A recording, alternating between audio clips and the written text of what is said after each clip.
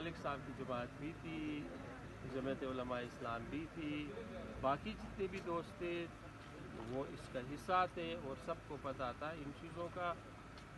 और बाद में जब ये प्रेजेंट हुई, ये कोई चोरी चुपके से तो पेश नहीं हुआ है, असम्बली के फ्लोर पे पेश हुआ है और असम्बली में सारे लोग मौजूद थे।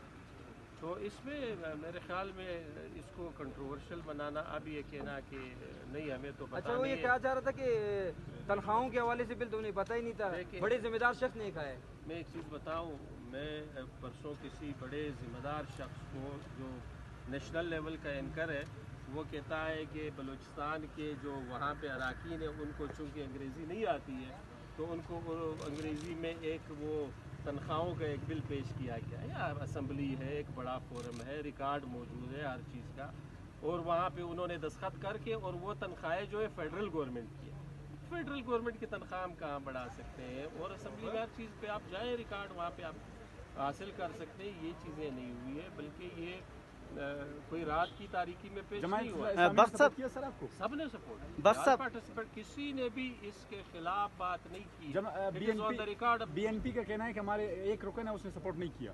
आप असम्बली रिकॉर्ड निकाल लीजिए। बख्श साहब ये बता दें, आप कह रहे हैं कि 18वीं तरमीम में हमने सुबह को इख्तियार दे दिए, अब वापस जो है इसी एक्ट के तहत इख्तियार वापस विभाग को मिले। आप इस बिल को पढ़ें। हमने इन्वेस्टमेंट लाने के लिए, उसको स्ट्रीमलाइन करने के लिए, जब आप इंटरनेशनल इन्वेस्टर्स लाएंगे जो यहाँ पे ब्यूरोक्रेटिक जो जितने भी वो चेक पॉइंट्स लगे होते हैं, एक काम को जो एक फाइल है वो महीनों में निकलता है, उसको ख़त्म करने के लिए एक मैकेनिज़्म बनाया गया।